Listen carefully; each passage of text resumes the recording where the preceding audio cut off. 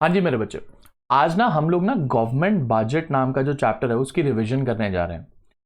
अब ये जो चैप्टर है मेरे बच्चे, ये बेसिकली बात करता है गवर्नमेंट द्वारा बनाए गए उस फाइनेंशियल स्टेटमेंट्स की, जिसमें कि गवर्नमेंट ये फोरकास्ट करते हैं कि आने वाले ईयर में उसके कितने एक्सपेंडिचर्स और कितनी रिसीट्स उसके पास आने वाली है। तो ये जो गवर्नमेंट बजट है वो 1 ईयर के लिए बनाया जाता है और वो 1 ईयर होता है 1 financial year. So the financial year starts from 1st April and ends on 31st March. तो अगर बजट बनाया जाए February 2025 में, तो this budget will start from 1st April 25 टू 31st March 2026. आपसे पूछा जा सकता है कि if a budget is made on February 2025 तो वो बजट की ड्यूरेशन क्या रहेगी। आप हो सकता है आपको 4 ऑप्शंस दे दे और उस 4 ऑप्शन में से आप ये वाला ऑप्शन चूज करेंगे कि 1st April 2025 से लेकर 31st March 2026। ठीक है मेरे बच्चे, तो ये आपसे पूछा जा सकता है। जस्ट अ सेकेंड, आइए। तो बजट प्रेजेंट किया जाता है 1st February को, फर्स्ट डे ऑफ February को, and this is presented by our finance minister, यानी कि जो हमारे फाइनेंस मिनिस्टर होते हैं वो इस बजट को प्रेजेंट करते हैं। तो आपको ये पता होना चाहिए कि budget is presented by the finance minister of India. ध्यान रखना, finance minister of India, not finance minister of a state. आपको पता ना इंडिया में 3 टियर गवर्नमेंट होती है, तो हम सेंट्रल गवर्नमेंट के बजट की बात कर रहे हैं। तो हमारी इंडिया का जो फाइनेंस मिनिस्टर होगा वो प्रेजेंट करता है बजट। ओके, कोई स्टेट का फाइनेंस मिनिस्टर नहीं, इंडिया का, यानी कि सेंट्रल गवर्नमेंट का फाइनेंस मिनिस्टर, यूनियन गवर्नमेंट का फाइनेंस मिनिस्टर। ठीक है, तो इसकी हमने डेफिनेशन लिखी थी मेरे बच्चे, अपने नोट्स अपने सामने रखिएगा ये पढ़ते हुए। तो डेफिनेशन में हमने लिखा था it is an annual financial statement which shows which represents the estimated expenditure and estimated receipts of the government. Which government are we talking about? We are talking about the central government for the coming financial year, यानी कि आने वाले साल में सरकार के पास कितने पैसे आने वाले हैं और कितने पैसे वो खर्चने वाली है, उसकी एक प्रोजेक्शन जो है उसे गवर्नमेंट बजट बोलते हैं। ठीक है मेरे बच्चे, तो बजट बनाने के लिए जो भी इसके ऑफिसर्स इन्वॉल्व होते हैं उन्हें कुछ समय के लिए एक जगह बंद कर दिया जाता है जब ये बजट प्रेजेंट होना होता है उससे कुछ दिन पहले, सो दैट वो उसकी प्रिंटिंग कर सके और बजट की कोई बात बाहर ना आ सके। मैंने आपको बताया था कि जो बजट वर्ड है it is derive from a French word budget which means a leather bag. ठीक है, जब मैंने स्टार्टिंग करी थी इसके बाद मेरे बच्चे हम लोगों ने पढ़े थे objectives of government budget. Objectives of government budget में मैंने आपको 6 ऑब्जेक्टिव्स पढ़ाए थे बेटा जी, जिसमें कि सबसे पहला ऑब्जेक्टिव था redistribution of income and wealth. अब ये गवर्नमेंट का एक बहुत ही इंपॉर्टेंट ऑब्जेक्टिव होता है, क्योंकि जब हमने 5 ईयर प्लानिंग स्टार्ट करी थी तो उसका एक गोल था हमारा इक्विटी मेंटेन करना। इक्विटी मेंटेन करने के लिए हमें उनको सोशल इक्वल स्टेटस भी देना था। हम चाहते थे कि उन्हें उनका जो इकोनॉमिक स्टेटस है वो भी इक्विटी द्वारा हो। कहने का मतलब ये है कि ऐसा ना हो कि कुछ लोगों के पास बहुत ही ज्यादा अपॉर्चुनिटीज है आगे बढ़ने की और बाकी लोगों के पास अपॉर्चुनिटीज नहीं है। इट इज सिमिलर टू कि शहरों में स्कूल बने हुए और गांव में स्कूल नहीं बने हुए, समथिंग लाइक दैट। तो indirectly the government wants to say कि शहर वाले लोग आगे बढ़ेंगे और गांव वाले लोग पीछे रह जाएंगे। तो ऐसा नहीं होना चाहिए। तो इस वजह से सरकार ने देखा कि यार अमीर तो बहुत अमीर हो जाता है क्योंकि उसके पास पहले से इतना पैसा होता है, उस पैसे को वो और इन्वेस्ट करते करते और अमीर हो जाता है। तो इसीलिए सरकार इस पर टैक्स लगाती है, इसकी इनकम पर टैक्स लगाती है, इसकी वेल्थ पर टैक्स लगाती है। जो सामान ये खरीदता है, जैसे लग्जरी वॉचेस हो गई, लग्जरी कार्स हो गई, महंगे महंगे जगह पर खाना खाने जाता है, उन सारी चीज़ों पर कंजम्पशन टैक्स भी बहुत हाई लगाया जाता है। और यहाँ से जो भी पैसा रिलीज होता है इस पैसे को खर्च किया जाता है गरीबों के लिए in the form of giving them subsidies, जैसे कि फूड पर सब्सिडी, वाटर पर सब्सिडी, इलेक्ट्रिसिटी पर सब्सिडी। उसी टैक्स के पैसे से इनके लिए स्कूल्स, हॉस्पिटल्स, कॉलेजेस खोले जाते हैं, सो दैट इनके बीच में जो डिफरेंसेस हैं वो डिफरेंसेस कम से कम किए जा सके। इतनी बात समझ आती है मेरे बच्चे? कोई दिक्कत तो नहीं? पक्का? इसकी आपको केस स्टडी बनाकर वो दे सकता है। कि गवर्नमेंट ने टैक्सेस इंपोज करे रिच पर, इनकम टैक्स को बढ़ा दिया।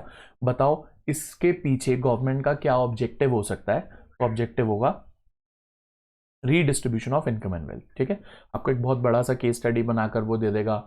इन the budget of this the finance minister announce to increase the income tax on rich people by from 10%, present 10% to 20%।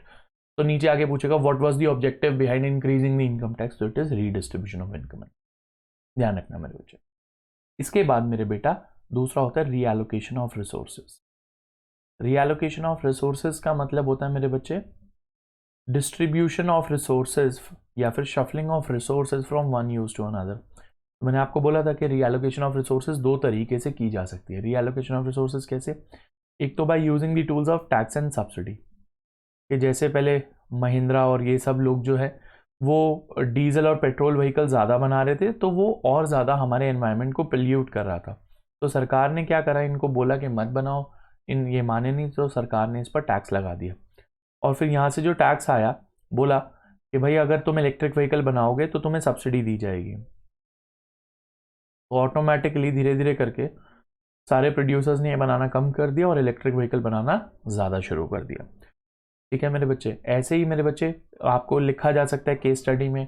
More over, उसी केस स्टडी में जो मैं पहले बोल रहा था, moreover the government also decided to increase the taxes levied on alcohol and cigarettes. तो उसका ऑब्जेक्टिव क्या है? उसका ऑब्जेक्टिव भी रीएलोकेशन ऑफ रिसोर्सेज है, कि ये सारी चीज़ें हमारी इकोनॉमी में कम से कम बने। आपके मन में सवाल आता होगा सर इनको कम से कम बनाने के लिए इन पर बैन ही लगा दो ना, लोग पिए ना। नहीं मेरे बच्चे, इससे जो टैक्स रिलीज होता है ना, सरकार उससे बहुत अलग अलग टाइप के काम करती है। सिगरेट से, अल्कोहल से बहुत टैक्स आता है सरकार को। और कभी कभार डायरेक्टली प्रोड्यूसिंग दोज गुड्स, कहने का मतलब ये होता है कि कभी कभार हमारा जो प्राइवेट सेक्टर है वो खुद से इनिशिएटिव नहीं लेता है वेलफेयर एक्टिविटीज़ में, तो वो काम सरकार को खुद करने पड़ते हैं। जैसे पार्क्स के अंदर आपने देखा होगा स्विंग्स लगे होते हैं, या फिर पाथ बना हुआ होता है, फुटपाथ बना होता है वॉक करने के लिए, वॉकिंग पाथ जो होता है वो कोई प्राइवेट सेक्टर थोड़ी बनाता है, गवर्नमेंट के पैसे से बनता है मेरे बच्चे वो। सिमिलरली अब अगर आप किसी गाँव के इलाके में बोलोगे मैक्स हॉस्पिटल को या फोर्टिस को कि अपना एक हॉस्पिटल खोले, वो नहीं खोलेगा, चाहे आप उसे जितनी मर्जी सब्सिडी दे दो, क्योंकि उसे पता है कि इलाज करवाने तो कोई आएगा ही नहीं। तो इस वजह से आप गाँव में जाओगे तो आपको वहाँ प्राइवेट हेल्थ सेंटर्स या प्राइवेट बड़े बड़े हॉस्पिटल्स बहुत कम मिलेंगे, क्योंकि वहाँ के लोगों की परचेजिंग पावर नहीं होती। तो ऐसे कम सरकार करती है। तो building hospital in rural areas, इसका मैंने एग्जाम्पल भी आपको पहले भी यही दिया था। ठीक है, आगे चलते हैं मेरे बच्चे। आगे है मेरे बेटा reducing regional disparities. Reducing regional disparities का मैंने आपको दिल्ली और नेबरिंग एरियाज का एग्जांपल दिया था कि पहले दिल्ली बहुत डेवलप्ड हुआ करती थी, और जो नेबरिंग एरियाज है जैसे गुड़गांव हो गया, ठीक है, फरीदाबाद हो गया, नोएडा हो गया, गाजियाबाद हो गया, इतने डेवलप नहीं थे। तो गवर्नमेंट ने क्या करना शुरू करा कि दिल्ली की जितनी भी फैक्ट्रीज थी ना, उन फैक्ट्री ओनर्स को बोला कि अगर तुम अपनी फैक्ट्री को गाजियाबाद या नोएडा या फरीदाबाद, गुड़गांव कहीं भी शिफ्ट करोगे तो आपको बेनिफिट दिया जाएगा। जैसे कि बोला जाएगा कि आपको टैक्स हॉलीडे दे दिया 3 साल का, मतलब टैक्स पे करने की ज़रूरत नहीं है। आपको टैक्स कंसेशन दे दिया कि अब आपको हाफ रेट से टैक्स पे करना है। हाफ रेट से टैक्स पे करने का मतलब ये है कि अगर पहले 30% टैक्स देते थे, अब सिर्फ 15% का आपको टैक्स देना है। या फिर आपका जो वाटर या इलेक्ट्रिसिटी बिल है वो माफ़ हो जाएगा, या फिर आपको सब्सिडाइज्ड रेट पर लैंड दे दिया जाएगा। तो इसमें क्या होता है मेरे बच्चे, सरकार ये इसीलिए कर रही होती है सो दैट इन एरियाज़ की भी डेवलपमेंट हो सके, जो कि हमारे सामने हुई भी है।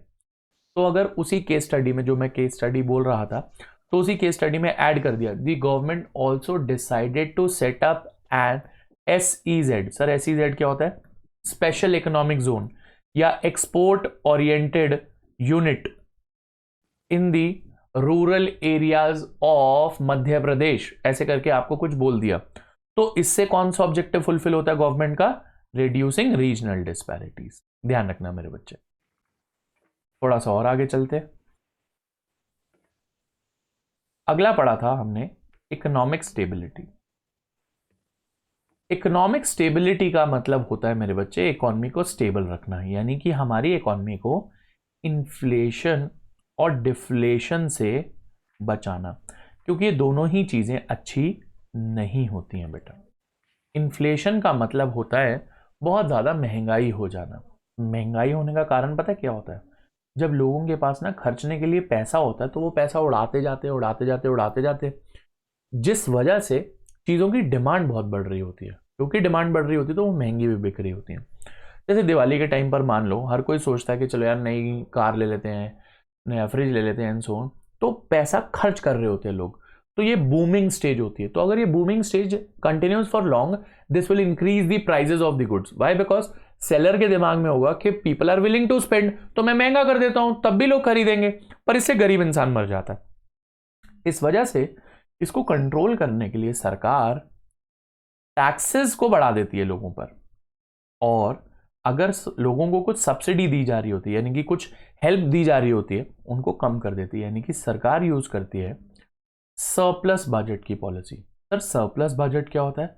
जिसमें सरकार का फायदा हो रहा होता है। अगर टैक्सेस बढ़ेंगे तो सरकार की जेब में पैसा आएगा, सब्सिडीज कम हो जाएंगी तो सरकार की जेब से पैसा कम खर्च होगा। This means government will be in profit. तो जो भी excess money is rotating in the market, that will go into the government's pocket in the form of a surplus budget.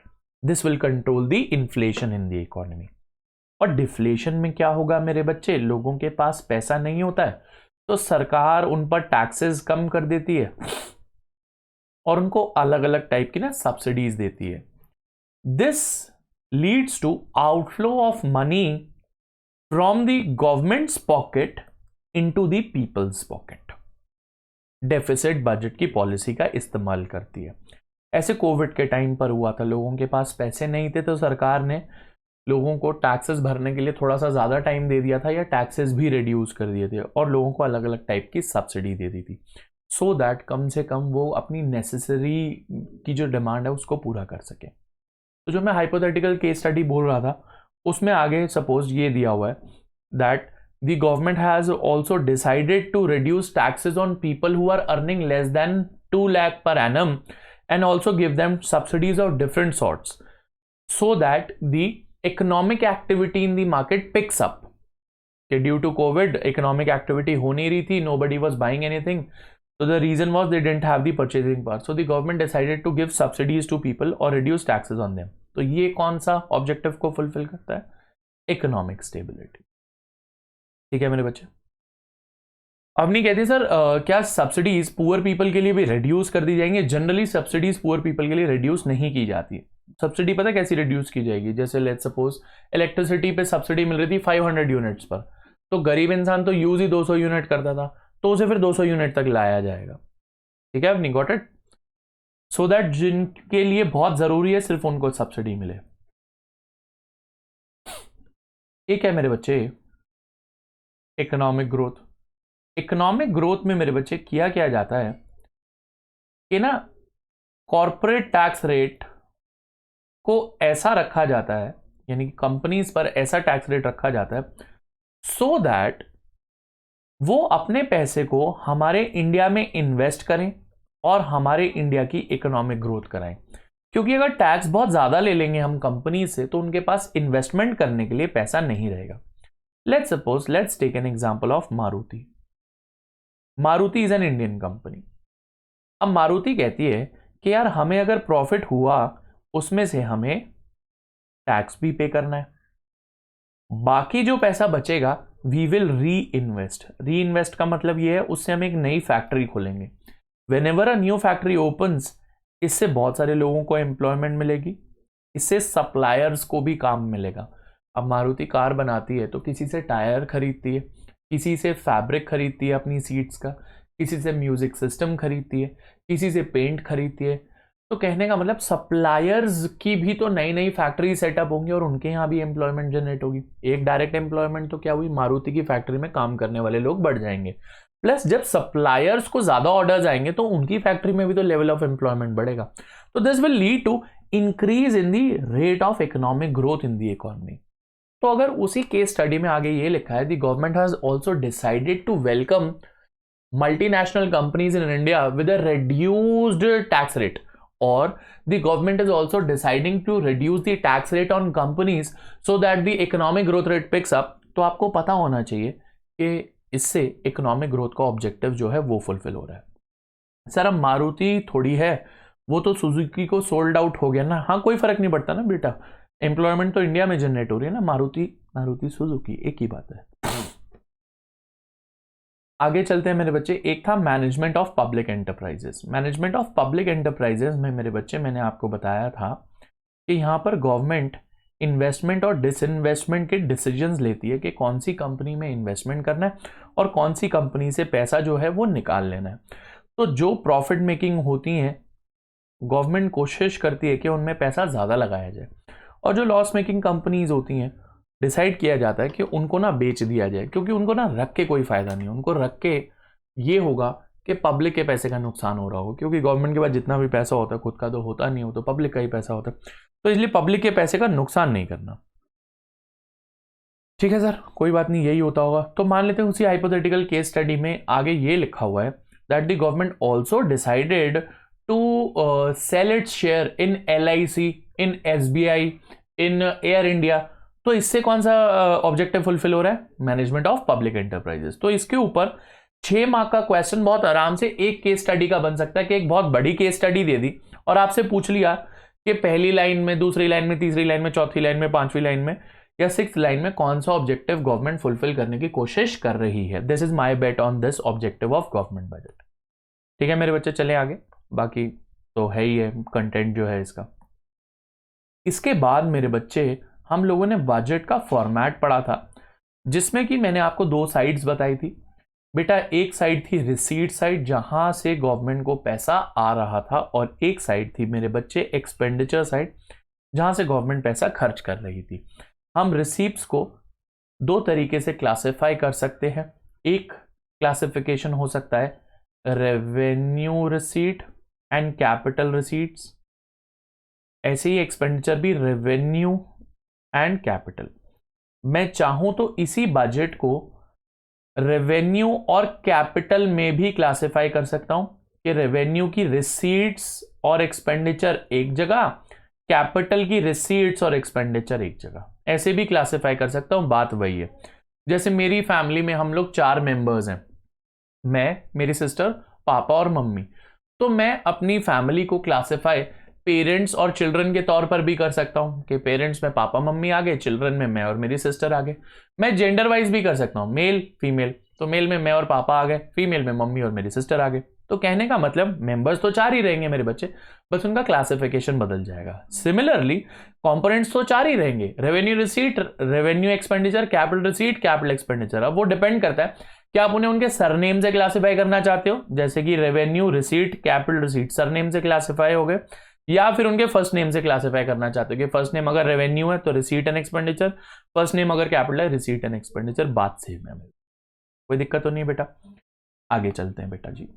तो मैं बजट को अभी आपके सामने क्लासिफाई कर रहा हूं according to their last name, यानी कि जिसके आगे रिसीट्स लगता है, जिसके एंड में रिसीट्स लगता है तो रेवेन्यू एंड कैपिटल, जिसके एंड में एक्सपेंडिचर लगता है रेवेन्यू एंड कैपिटल।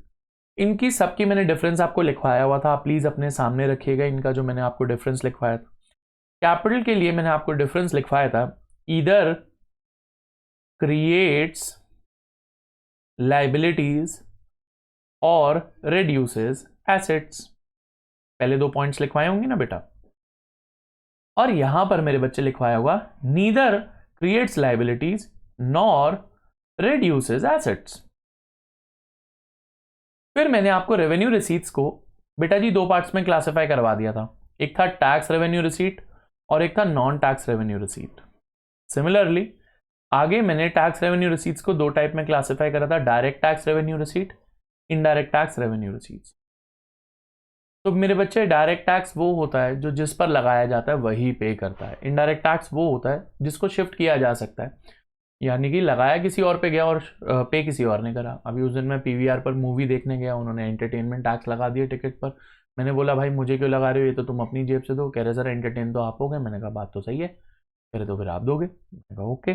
तो इनडायरेक्ट टैक्स रेवेन्यू रिसीट का मतलब लगा तो एंटरटेन कौन कर रहा है, PVR कर रहा है, लग उस पर रहा है पर पे मुझसे करवाया जा रहा है। शिफ्ट क्यों कर दिया, क्योंकि एक्चुअल में एंटरटेनमेंट तो मेरा हो रहा है ना। सिमिलरली डोमिनोज पर पिज्जा खाने गए हमारे आयुष भाई, तो पिज्जा के मजे तो इन्होंने लूटे ना, चीजी पिज्जा इन्होंने खाया ऐसे निकाल निकाल के चीज ऊपर रख रख के, तो लगा डोमिनोज पे इनसे कराएगा कि चीज़ के मज़े तो तुमने लूटे ना भाई। तो कहने का मतलब ये है बेटा जी, इनडायरेक्ट टैक्सेस शिफ्ट हो सकते हैं, डायरेक्ट टैक्सेस शिफ्ट नहीं हो सकते। इनडायरेक्ट टैक्सेस जो है वो गुड्स एंड सर्विसेज की वैल्यू पर लगाए जाते हैं, डायरेक्ट टैक्सेस जो है वो लोगों की इनकम्स एंड गेन्स पर लगाए जाते हैं, कंपनीज की इनकम्स एंड गेन्स पर लगाए जाते हैं। डायरेक्ट टैक्स का एग्जाम्पल है मेरे बच्चे income tax, corporate tax, wealth tax, although वो अबॉलिश हो गया है पर फिर भी एग्जाम्पल तो है ही है। गिफ्ट टैक्स, जैसे मान लेते हैं कि हमारे सामर्थ भाई करोड़पति में 7 करोड़ का जैकपॉट जीत गए हैं, तो उनसे उस पैसों के गिफ्ट पर टैक्स ले लिया जाएगा, इन्हीं पर ही लगाया जाएगा, जीते ही हैं तो टैक्स भी इनसे लिया जाएगा। इनडायरेक्ट टैक्स जैसे कि जीएसटी, आपको क्वेश्चन पूछा जा सकता है कि जीएसटी में कौन से टैक्सेस जो हैं वो सब्स्यूम हो गए हैं, तो excise duty, sales tax, VAT, service tax, entertainment tax जिसकी मैं अभी बात कर रहा था, अब जीएसटी ही लगता है, एंटरटेनमेंट टैक्स नहीं लगाते वो लोग, एक्सेट्रा, ऐसे बहुत सारे हैं। कस्टम ड्यूटी अभी भी लगती है बेटा, ठीक है, ये भी इनडायरेक्ट टैक्स है। Custom duty is export import duty. Okay, non tax revenue receipts में मैंने आपको बहुत सारी रिसीट्स बताई थी बेटा, फीस, फाइन्स, पेनल्टीज। फिर आगे एस शीट बताया था, एस शीट का मतलब मैंने बताया था कि अगर एक इंसान की डेथ हो जाती है और उसका कोई लीगल हेयर नहीं है तो सारी प्रॉपर्टी गवर्नमेंट के पास चली जाती है, इसको एस शीट बोलते हैं। इसके बाद मेरे बच्चे सेल ऑफ स्पेक्ट्रम बताया था कि गवर्नमेंट जो है वो मोबाइल कंपनीज को फ्रीक्वेंसी बैंड्स भेजती है। फ्रीक्वेंसी बैंड मतलब क्योंकि मोबाइल कंपनीज ऑपरेट कर रही है तो उनके सिग्नल्स तो हवा से ट्रैवल कर रहे हैं ना, तो वो हवा का कुछ हिस्सा बेचती है लाइसेंस के थ्रू, उसे स्पेक्ट्रम बोलते हैं। उससे सरकार को जो पैसे आते हैं वो नॉन टैक्स रेवेन्यू रिसीट होता है। ऐसे ही मेरे बच्चे लाइसेंसिंग फीस जो होती है, जब मैं लाइसेंस बनवाने जाता हूँ वो भी यहाँ पर आ जाती है, पासपोर्ट की फीस भी यहाँ आ जाती है। सरकार को इंटरेस्ट मिलता है क्योंकि सरकार ने बहुत सारा लोन पे कर दिया हुआ होता है, अलग अलग जगह स्टेट्स को दे रखा होता है, फॉरेन कंट्रीज़ को दे रखा होता है, तो उनसे इंटरेस्ट मिलता है, डोनेशंस आती हैं सरकार को। सरकार को वर्ल्ड बैंक से ग्रांट भी मिलता है, जैसे कोविड के टाइम पर ग्रांट मिला कि तुम वैक्सीन बना लो एंड सो ऑन। ये सारी नॉन टैक्स रेवेन्यू रिसीट होती है बेटा। ऐसे ही मेरे बच्चे एक स्पेशल असेसमेंट टाइप की आपको चीज़ बताई थी, जिसमें कि सरकार अगर किसी एरिया को डेवलप करती है और उसके आसपास वाले लोगों से कुछ पैसे चार्ज करती है क्योंकि उनके एरिया की डेवलपमेंट हुई है जिसमें उनका कोई रोल नहीं था, सरकार ने सारे पैसे लगाए, उसे स्पेशल असेसमेंट बोला जाता है। वो नहीं पे करोगे सरकार ज़मीन रख लेगी तुम्हारी। हाँ जी, युवराज कहते हैं हाउस टैक्स किस में आएगा बेटा, डायरेक्ट टैक्स में ही आएगा, जिसका घर वही टैक्स देगा। आप इसे अपने उस पर भी शिफ्ट नहीं कर सकते जो आपका टेनेंट होता है, जनरली ये ओनर को पे करना होता है। ठीक है मेरे बच्चे, अब कैपिटल रिसीप्ट दो टाइप की होती है। एक होती है डेट क्रिएटिंग, डेट क्रिएटिंग मतलब जिससे हम पर रीपेमेंट का बर्डन क्रिएट होता है, यानी कि जो हमें पैसे वापस करने होते हैं। और एक होती है नॉन डेट क्रिएटिंग। तो डेट क्रिएटिंग कौन सी हुई मेरे बच्चे, वो हुई बोरोइंग, यानी कि अगर आपने पैसा बोरो करा है या पब्लिक से बोरो करा है वो डेट क्रिएटिंग हो गई। और नॉन डेट क्रिएटिंग कौन सी हुई, डिसइन्वेस्टमेंट, आपने एयर इंडिया को बेचकर जो पैसा मिला आपको वो डिसइन्वेस्टमेंट, या एसबीआई या एलआईसी को बेचकर, या फिर रिकवरी ऑफ लोन, जैसे सरकार ने लोन दे रखे हैं बहुत सारी जगह और पैसे अब वापस मांग रही है सरकार, वो भी नॉन डेट क्रिएटिंग होगा, वो हमारा खुद का पैसा है। तो अगर आपसे पूछा जाए कि non debt creating capital receipt कौन सी होती हैं, तो ये दोनों होती हैं, non debt creating capital receipt. और इनके हिसाब से पूछ लिया जाए नॉन डेट क्रिएटिंग रिसीट्स कौन सी है, तो देखना ये सारी हैं नॉन डेट क्रिएटिंग रिसीट्स, सिर्फ बोरिंग नहीं है।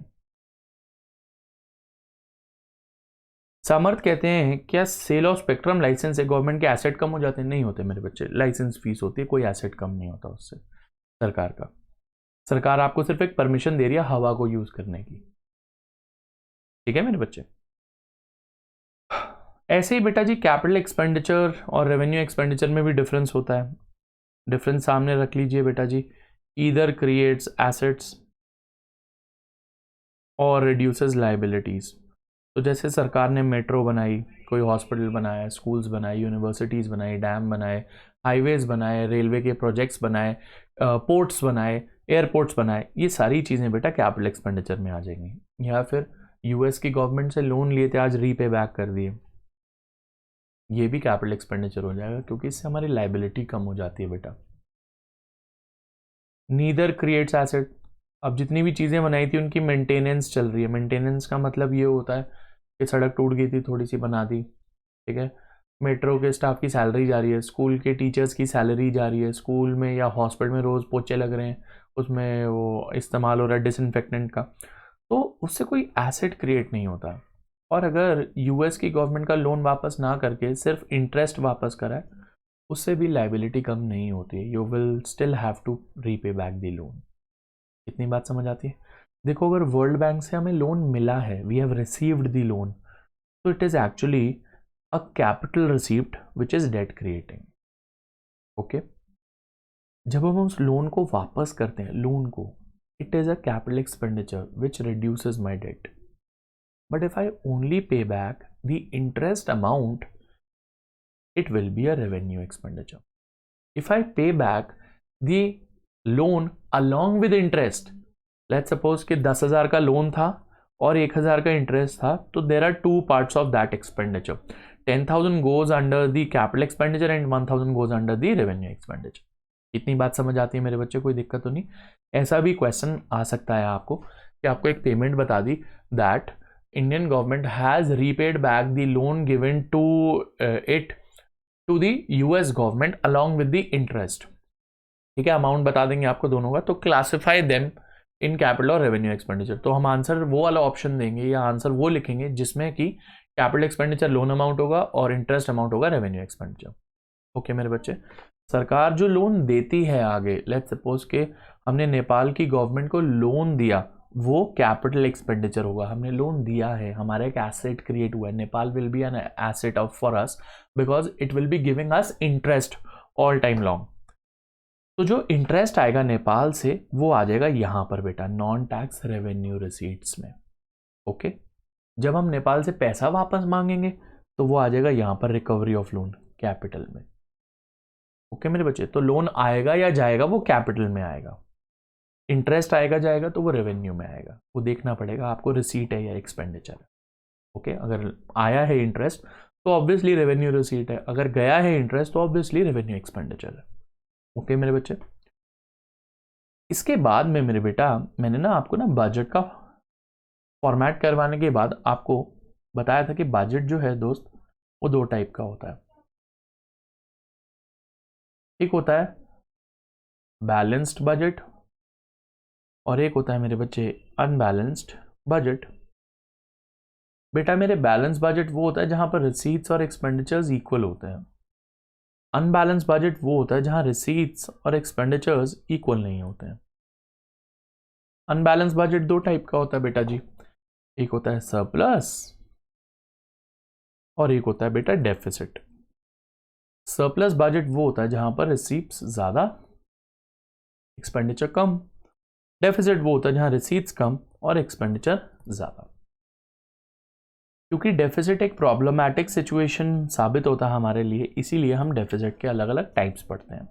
आपको अभी मैंने बताया था सरप्लस बजट जो है वो इन्फ्लेशन के टाइम पर यूज होता है और डेफिसिट बजट डिफ्लेशन के टाइम पर यूज होता है। ध्यान रखना मेरे बच्चे, जब लोगों के पास पैसा नहीं होता, डिफ्लेशन होता है, तो सरकार अपनी जेब से अपना घाटा करवा के लोगों की जेबों में पैसा डालती है।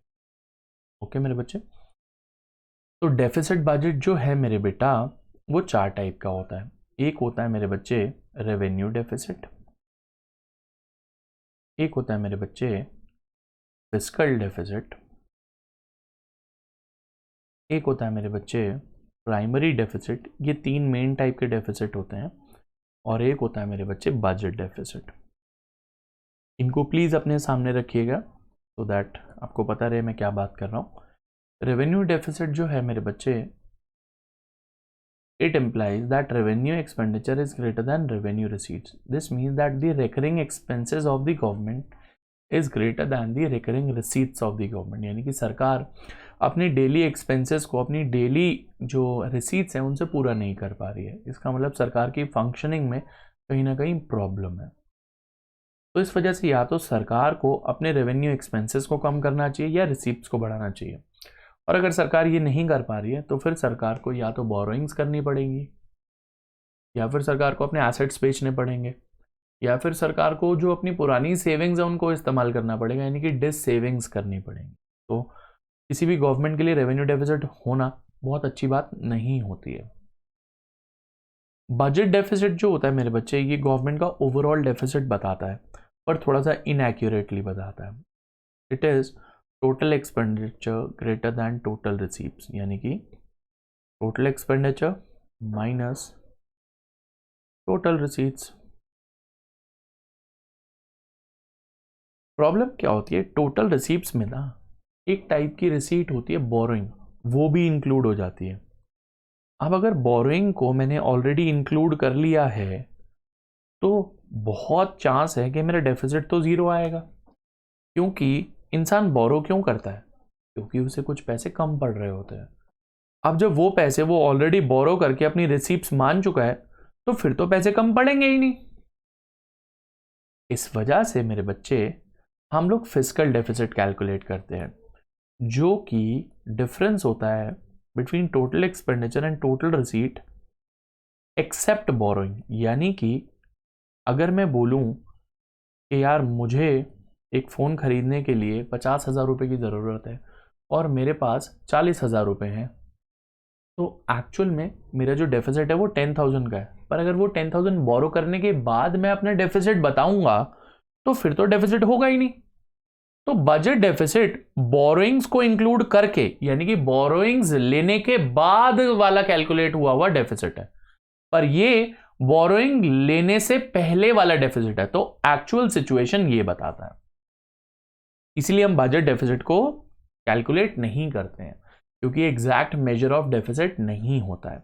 तो इसीलिए फिस्कल डेफिसिट हमें बताता है मेरे बच्चे कि गवर्नमेंट की बोरोइंग रिक्वायरमेंट्स क्या हैं। इसको कुछ कुछ लोग ऐसे भी लिखते हैं, टोटल एक्सपेंडिचर को लिख दिया revenue expenditure plus capital expenditure, और टोटल रिसीप्ट्स में क्या क्या आया, देखो रेवेन्यू रिसीप्ट पूरी आई, कैपिटल रिसीप्ट में सिर्फ बोरोइंग नहीं आया। तो बोरोइंग कौन सी वाली कैपिटल रिसीप्ट बताई थी मैंने आपको, डेट क्रिएटिंग बताई थी ना, डेट क्रिएटिंग, ये नहीं आया, बाकी सब कुछ आया।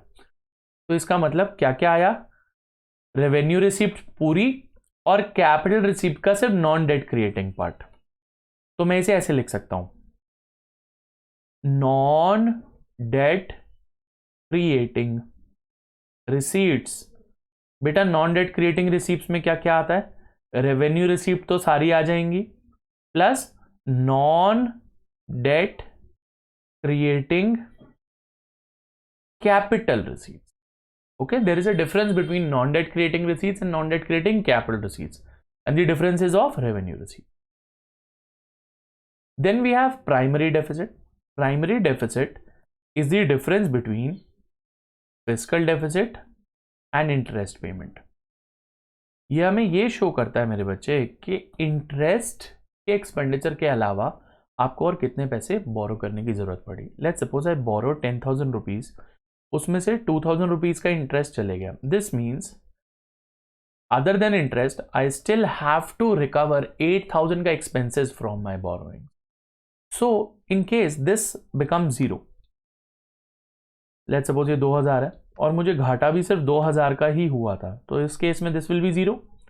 In that case I can say that other than interest all my expenses need not be covered from borrowings, मैंने उन्हें खुद से ही रिकवर कर लिया। देखो ना, जितना कम बोरो करोगे मेरे बच्चे उतनी अच्छी बात है। तो इसके जीरो आने का मतलब क्या है, you are only borrowing for paying the interest, other expenses have been covered by your own receipts. Okay, तो आपको क्वेश्चन पूछा जा सकता है जीरो प्राइमरी डेफिसिट क्या इंप्लाई करता है, तो zero primary deficit implies that fiscal deficit and interest payments are equal. Okay मेरे बच्चे, तो इन पर आपको क्वेश्चन आ सकते हैं, इनकी इंप्लीकेशंस पे क्वेश्चन आ सकता है कि फिस्कल डेफिसिट की वजह से डेट ट्रैप हो जाता है। अगर आप फॉरेन बोरोइंग्स करोगे तो आप फॉरेन गवर्नमेंट्स पर डिपेंडेंट हो जाओगे, आपकी जो फ्रीडम है वो ख़त्म होना शुरू हो जाएगी। आप डिस सेविंग्स करोगे तो आपकी जो पुरानी सेविंग्स हैं वो ऐसे ही कामों में यूज़ हो जाएगी। उसके ऊपर से अगर आप इसे प्रिंटिंग ऑफ करेंसी से कवर करते हो और नोट छाप छाप के आप अपने डेफिसिट को कवर करते हो, this will cause inflation in the economy, क्योंकि पैसा बहुत ज़्यादा आ जाएगा इकॉनमी में पर गुड्स तो उतने ही हैं, तो फिर हर गुड को हर प्रोड्यूसर बढ़ा कर बेचेगा। जैसे मैंने आपको वेनेजुएला के बारे में बताया था, वेनेजुएला ने यही करा, अपने डेफिसिट से निपटने के लिए ज़्यादा नोट छाप दिए। अब नोट तो सबके पास थे पर सामान था ही नहीं, तो उसी सामान को लेने के लिए ज़्यादा नोट देने पड़ रहे थे, तो this caused hyper inflation in Venezuela. Got it मेरे बच्चे, कोई दिक्कत तो नहीं? ओके, इसके बाद हमने कुछ न्यूमेरिकल क्वेश्चंस करे थे मेरे बच्चे। वो न्यूमेरिकल्स जो हैं वो उन्हीं फॉर्मूलाज पर चलते थे मेरे बेटे, जो कि आपको जैसे बोला होगा, लेट्स सपोज आपको रेवेन्यू एक्सपेंडिचर दे दिया 10,000, आपको रेवेन्यू रिसीट्स दे दी 6,000, तो आपको बोला रेवेन्यू डेफिसिट निकाल दो, तो आपने इनका डिफरेंस 4,000 रुपीज़ निकाल दिया। कभी कभार वो आपके साथ एक चालाकी करेगा, वो आपको रेवेन्यू एक्सपेंसेस नहीं देगा, वो आपको ना अलग अलग आइटम्स दे देगा, जैसे सैलरी पेड टू स्टाफ। अब आपसे वो ये क्वेश्चन करवाते करवाते दो चीज़ें पता करवा रहा है कि एक, आपको पता होना चाहिए ये रेवेन्यू एक्सपेंडिचर होता है, आपका क्लासिफिकेशन स्ट्रांग होना चाहिए, और दूसरा कि ये रेवेन्यू एक्सपेंसेस में ऐड होगा, कहीं आप इसे रेवेन्यू रिसीप्ट ना मान लेना। साथ साथ इंटरेस्ट पेड ऑन लोन, ठीक है, ऐसे ही दे देगा मेंटेनेंस ऑफ गवर्नमेंट बिल्डिंग्स। तो ऐसे जो एक्सपेंसेस होते हैं मेरे बच्चे, ये होते हैं हमारे रेवेन्यू एक्सपेंडिचर। मान लेते हैं ये दिया हुआ 2,000, ये दिया हुआ 5,000 और ये दिया हुआ 3,000, तो आपको पता होना चाहिए कि रेवेन्यू एक्सपेंसेस जो है वो 10,000 हो जाएंगे। ओके, ऐसी रेवेन्यू रिसीट सीधी ना देके ना आपको दे देगा fees and fines collected by government, interest received by government, okay, taxes collected by government, अलग अलग टाइप के टैक्स दे देगा, इनकम टैक्स दे देगा, जीएसटी दे देगा, एंड सो ऑन। तो इन सबको ऐड करके हमें पता होना चाहिए कि भाई रेवेन्यू रिसीप्ट आता है। ओके मेरे बच्चे, फिर पूछेगा रेवेन्यू डेफिसिट बताओ, रेवेन्यू डेफिसिट हो गया 4,000 रुपये। लेट्स सपोज उसने हमें बोला कैपिटल एक्सपेंडिचर है 20,000, यहां पर भी हमें वो अलग अलग एग्जांपल्स दे सकता है। Capital receipt net of borrowings, net of borrowings का मतलब बोरोइंग्स को हटाकर 15,000, तो आपको बोलेगा जी फिस्कल डेफिसिट निकाल दो, तो आप बोलोगे भैया फिस्कल डेफिसिट तो बहुत ही ईजी है, total expenditure minus total receipts except borrowing. Total expenditure कितना हुआ मेरे बच्चे, 10,000 इधर से आया, 20,000 इधर से आया, 30,000, और हमें नेट ऑफ बोरिंग्स चाहिए होता है जो कि दिया हुआ ये 21,000 है। कैसे, 6,000 यहाँ, 15,000 यहाँ, आंसर आ गया 9,000। ओके मेरे बेटा, समझ आया? तो इस टाइप के क्वेश्चंस आपसे पूछ सकता है। क्वेश्चंस हमने काफी ज्यादा प्रैक्टिस करे थे। जी सर। सर ये 30,000 और 21,000 वाला पार्ट आपने क्या बताया था? मैंने कुछ नहीं बताया था बेटा, मैंने दोनों एक्सपेंडिचर्स को ऐड करा और दोनों रिसीप्ट्स को ऐड करा। मेरा जो रेवेन्यू एक्सपेंडिचर है वो 10,000 था, ये 20,000 था, 30 आ गया। अच्छा, मेरे को लगा सिर्फ आपने थर्ड और फोर्थ के बेसिस पे करा। नहीं तो थर्ड बेटा, फिजिकल डेफिसिट है ना, उसमें तो ठीक है टोटल सर, आ। समझ गया। हाँ जी, हाँ जी। Okay okay. इसके बाद मेरे बच्चे मैंने आपको एक क्वेश्चन करवाया था, क्या फिजिकल डेफिसिट जो है वो नेसेसरली इन्फ्लेशनरी होता है क्या? क्या फिजिकल डेफिसिट के होने से पक्का है कि हमारे इकोनॉमी में महंगाई आएगी? तो मैंने आपको इसके दो सिनेरियोज बनवा दिए थे। मैंने आपको पहला सिनेरियो बनवाया था कि हम फिजिकल डेफिसिट को कवर कहाँ से कर रहे हैं, अगर तो बोरोइंग से कर रहे हैं या फिर प्रिंटिंग ऑफ करेंसी से कर रहे हैं। तो अगर प्रिंटिंग ऑफ करेंसी से करेंगे तो देयर विल बी इन्फ्लेशन, क्योंकि पैसे की सप्लाई बढ़ जाएगी मार्केट में, तो जब पैसा बढ़ेगा लोगों के हाथों में तो इन्फ्लेशन होगा ही होगा। बोरोइंग करने का मतलब आप लोगों से पैसा ले रहे हो उनका, तो इन्फ्लेशन तो होने का सवाल ही नहीं उठता, बल्कि लोगों से के हाथ से पैसा लिया जा रहा है तो इन्फ्लेशन तो बल्कि कंट्रोल होगा उससे। और दूसरा है पर्पस, कि आपको जो डेफिसिट हुआ है यानी कि घाटा हुआ है वो कौन से एक्सपेंसेस की वजह से घाटा हुआ। घाटा तो तभी होता है ना when expenses are more than your receipts. तो if your expenses are of developmental nature, let's suppose you are borrowing to construct a metro project or a dam or a highway and so on, so these projects actually earn income for you in the future। तो उस वजह से क्या होता है मेरे बच्चे, क्योंकि मेरे को फ्यूचर में इनकम आएगी, this will not be inflationary. But अगर मैं कंजम्पशन या फिर नॉन डेवलपमेंटल पर्पस के लिए बोरो कर रहा हूं, जैसे कि लोगों को सब्सिडी में दे देना पैसा या लोगों को टैक्स कंसेशन देना, तो जब मैं लोगों को सब्सिडी देता हूं तो उनके हाथ में पैसा ज़्यादा पहुंचता है, उनकी परचेजिंग पावर बढ़ेगी, this will cause inflation in the. समझ आती है मेरे बच्चे ये बात, कोई दिक्कत तो नहीं? काफी सारे बच्चों ने मेरे से एक डाउट पूछा था, मैं वो डाउट की बात आपसे कर लेता हूं। कैन देयर बी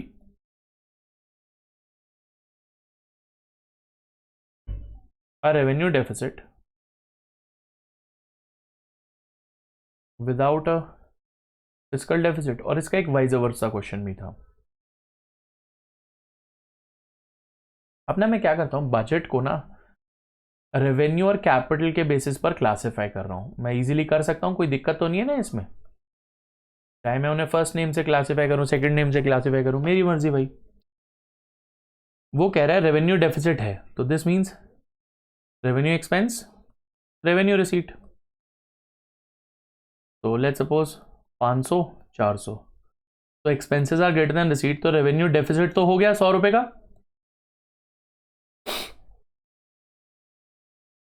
कैपिटल में यहां कैपिटल रिसीप्ट आया, एक्सेप्ट बोरोइंग है ये, ठीक है, एक्सेप्ट बोरोइंग। और यहां है कैपिटल एक्सपेंडिचर। अब देखो यहां 100 रुपए का घाटा है। अगर कैपिटल ने इस 100 रुपए के घाटे को कवर कर दिया तो फाइनली कोई घाटा नहीं होगा। तो लेट्स सपोज यहां पर 1000 और यहां पर 600, तो कैपिटल में मेरे को सरप्लस हुआ। क्या हुआ मेरे बच्चे? सरप्लस। कितने का? 400 रुपीज का। तो फाइनली मेरे को 300 का सरप्लस हुआ। तो इस केस में हमें क्या देखने को मिला? We saw there was a revenue deficit without a fiscal deficit. Yes, okay यार, एक बंदा है बजट, उसके दो बिजनेसेस चलते हैं, एक रेवेन्यू और एक कैपिटल। अगर रेवेन्यू बिजनेस में लॉस है, क्या बजट को लॉस ही होता रहेगा क्या? अब बोलोगे नहीं, हो सकता है कि बजट जो बंदा है उसने रेवेन्यू में से अगर लॉस कमाया, हो सकता है कैपिटल का इतना प्रॉफिट आ गया हो कि रेवेन्यू के लॉस को भी कवर कर दे। वो उल्टा भी हो सकता है। अब बजट एक पर्सन है, मैंने बोला कि रेवेन्यू में प्रॉफिट है 100 रुपए का, तो पक्की बात है कि बजट को लॉस हो ही नहीं सकता। या हो सकता है? हो सकता है। जब यहां पर उसे लॉस हो जाए 500 रुपए का, तो फाइनली क्या हुआ? Loss.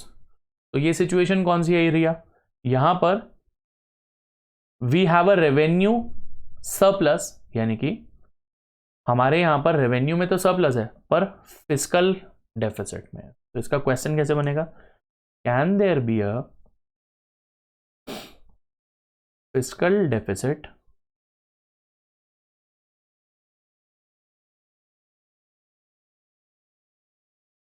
Without a revenue deficit? हम बोलेंगे yes, there was a fiscal deficit without revenue being in deficit. ऐसा कब होगा? When capital deficit is more than revenue surplus. समझ आया मेरे बच्चे? यहां तक कोई दिक्कत तो नहीं है? पक्का प्रॉमिस? ठीक है। हमने सर ये वाला नहीं है सर। हाँ मेरे बेटे, तो मैं ना रेवेन्यू को आपको फिगर्स बता देता हूँ। Revenue expenditure and revenue receipts, ये 500 और ये 400। हाँ बेटा बता, रेवेन्यू में सरप्लस है या डेफिसिट है? सर डेफिसिट है।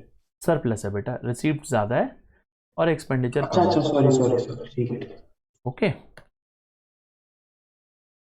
कैपिटल देख लेते हैं मेरे बच्चे। Capital expenditure and capital receipts. हाँ बेटा, कैपिटल में सरप्लस है या डेफिसिट है? डेफिसिट कितने का? 500 का। 500। तो बताओ, एक जगह डेफिसिट है 500 का और एक जगह आपको फायदा है 100 रुपए का, तो फाइनली आपको डेफिसिट होगा या सरप्लस होगा बेटा? डेफिसिट कितने का? 400 का। 400। हाँ, जब मैं टोटल डेफिसिट निकालता हूँ it is known as fiscal deficit, क्योंकि टोटल एक्सपेंडिचर और टोटल रिसीप्ट्स को लेकर निकाला है। और रेवेन्यू डेफिसिट नहीं हुआ था, देखो हमें। तो सर इसके ऊपर वाला जो क्वेश्चन था उसमें भी एग्जैक्टली इसी तरीके से था। हाँ ब्रो, ऊपर वाले क्वेश्चन में था कि रेवेन्यू डेफिसिट हो रहा है, फिस्कल नहीं हो रहा। इस वाले क्वेश्चन में है फिस्कल हो रहा है पर रेवेन्यू नहीं हो रहा। तो they can take place independently of each other, they are not ठीक है sir. Consistently related, although. Sir एक बार आप स्क्रीन पर स्क्रॉल कर दीजिए, ऊपर वाले क्वेश्चन के लिए वो देखना है। हाँ जी, हाँ जी। तो सर इसमें भी हमारा रेवेन्यू साइड में तो हमारा वो डेफिसिट हुआ, हम्म ठीक है, और दूसरी साइड हमारा सरप्लस हुआ, तो इसमें सरप्लस ज्यादा है 300 का। यस, यही तो मैंने बोला यार, capital surplus is more than revenue deficit. हाँ जी, यहां पर capital deficit is more than revenue surplus. ठीक है सर। ठीक है दोस्त, हाँ जी, आपको कभी कभार क्वेश्चन आ सकता है कि हाई रेवेन्यू डेफिसिट से क्या हाई फिस्कल डेफिसिट होगा? तो नॉर्मल सिचुएशन में आंसर होगा यस। अगर आपके एक बिजनेस में घाटा हो रहा है तो क्या आपका घाटा बढ़ता चलेगा? जनरली आंसर होता है यस। पर अगर आपसे वो पूछा जाए, ये क्वेश्चन पूछे can there be a without this, तो पॉसिबिलिटी है। इतनी बात समझ आती है मेरे बच्चे? कोई दिक्कत तो नहीं? तो यहां पर आकर ना मेरे बेटा, आपके गवर्नमेंट बजट का जो ये पार्ट है ये हमने पूरी तरीके से रिवाइज कर लिया। तो अब आपको नेक्स्ट क्लास में एक और रिवीजन के चैप्टर के साथ मिलूंगा। Till then bye bye, take care.